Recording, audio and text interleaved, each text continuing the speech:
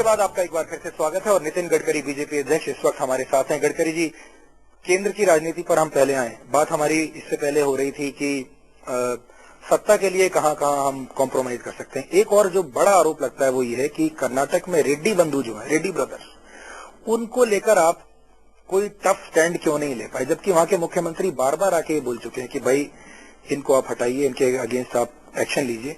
लेकिन उस पूरी जब तस्वीर निकल कर आई उसमें ऐसा लगा कि बीजेपी का जो केंद्रीय नेतृत्व है वो हेल्पलेस है। देखिए, मैं इस पक्ष में आपको कुछ जानकारी बताना चाहता हूँ। ये रेड्डी की कर्नाटक में कोई मायने नहीं है, इसका माइनिंग पूरा आंध्र प्रदेश में है। या बॉर्डर पर आप मान लीजिए? नहीं, आंध्र प्रदेश की सीमा में है।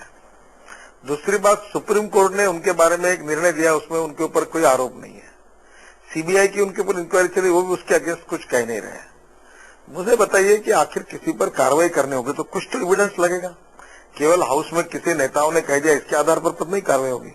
और दूसरी बात, अगर इसमें कुछ गड़बड़ है तो संतोष हेगड़े जो सुप्रीम कोर्ट के रिटायर्ड न्यायमूर्ति है, वो लोकायुक्त के रूप में सब बातों की इंक्वायरी कर रहे हैं। अभी तो उन्होंने इस्तीफा दिया? नहीं, इस्तीफा वापस लिया।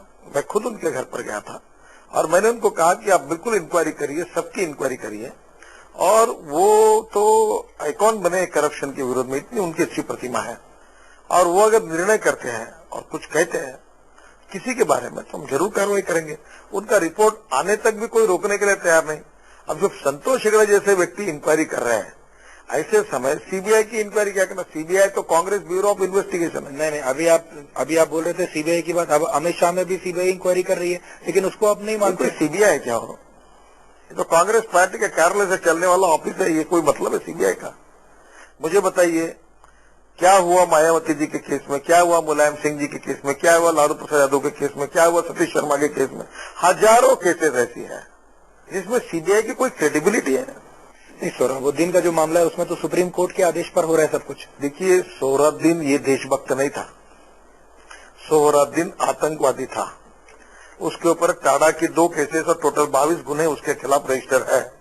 और एक राज्य में नहीं, गुजरात, महाराष्ट्र, आंध्र प्रदेश और राजस्थान, 4 राज्यों में उसके खिलाफ गुने हैं। वो दाऊद से संबंधित है। फेक इनकाउंटर करके नेशनल ह्यूमन राइट कमीशन में 1000 केसेस है। गुजरात की उसमें 19 केसेस है। लेकिन गुजरात का गृह राज्य मंत्री उसमें शामिल था। कौन कहता है शामिल है? जिसको 13 साल की सजा हुई, उस गुनेगार से बयान लेकर, जिस सरकार ने और जिस गृह मंत्री ने जिसको सजा की, उसका बयान लेकर उसको फिर से अरेस्ट करना, ये क्या चल रहा है? अच्छा, एक बात सीबीआई क्यों आई? आंध्र प्रदेश के पुलिस भी इसमें इन्वॉल्व थे और इसलिए 2 स्टेट में मामला होने के कारण सुप्रीम कोर्ट ने सीबीआई का ऑर्डर दिया। सीबीआई ने आंध्र प्रदेश के पुलिसों की इंक्वायरी क्यों नहीं की? ये पॉलिटिकली मोटिवेटेड है, पॉलिटिकल कॉन्स्पिरेसी है और झूठे एविडेंस के आधार पर एक प्रकार से, इस प्रकार से एक अच्छे लोगों को फंसाने की साजिश है। ये बीजेपी के गुजरात भारतीय जनता पार्टी के नेताओं के खिलाफ एक षड्यंत्र है और इसको समय के साथ इनसे सब बातें आगे आएगी, सच सामने आएगा और सच लोगों के सामने आकर लोगों को पता चलेगा। अमित शाह की लड़ाई हम कोर्ट में लड़ेंगे और जो राजनीतिक सीबीआई के खिलाफ की लड़ाई है वो जनता की रास्ते पर लड़ेंगे। हमें उसकी चिंता नहीं है। पार्लियामेंट में भी इसके बारे में हम जरूर आवाज उठाएंगे। पर एक बात मैं आपको कहना चाहता हूं कि अगर आपका राजनीति में किसी के साथ अगर नहीं जमता या आपका वो राजनीतिक विरोधी है और इसलिए सीबीआई का इस्तेमाल करके उसको इस प्रकार से नामोरम करना, ये लोकतंत्र के लिए अच्छी बात नहीं है। जी, अब हम आते हैं अपने आखिरी मुद्दे पर और वो मुद्दा ये है कि लोग ऐसा मानते हैं कि यूपीए की सरकार इसलिए मजबूती से चल रही है क्योंकि बीजेपी का नेतृत्व कमजोर है, क्योंकि बीजेपी में वो दम नहीं रहा। तो आश्चर्य लग रहा है मुझे।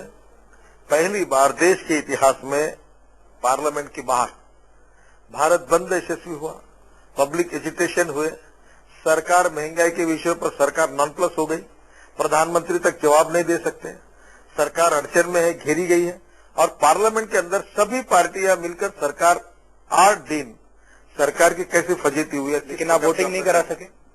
देखिए, मैं आपको बताता हूँ, वोटिंग करने की मांग तो हमने 8 दिन के लिए संसद बंद रखी कि अगर यूपीए बहुमत में और मेजोरिटी में है तो वोटिंग को डरते क्यों है? एक चीज का और आप मुझे जवाब दीजिए। देखिए, आपके जितने पार्टनर्स जो रहे हैं, नवीन पटनायक, ममता बनर्जी, चंद्रबाबू नायडू और अब नीतीश कुमार, सबको बीजेपी से इतनी एलर्जी क्यों है? और देखिए, या तो वो भाग गए छोड़ के, और या फिर ऐसे उस पर हैं कि जहां वो आपको टच करना भी चाहते हैं और नहीं भी करना चाहते? देखिए, मैं आपको एक बात, कोई भागता नहीं। नीतीश कुमार जी की तो हमारी अलायंस पक्की है और 2014 में अगर 175 के ऊपर अगर हमको सीट मिल गई तो फिर से सब पार्टनर हमारे साथ आ जाएंगे। नितिन जी, बहुत बहुत शुक्रिया हमसे बात करने के लिए। उम्मीद करते हैं 2014 में आप जो कह रहे हैं वो होगा, और नहीं होगा तो हम फिर आपसे बात करेंगे। थैंक यू, धन्यवाद, आपका आभारी हूँ।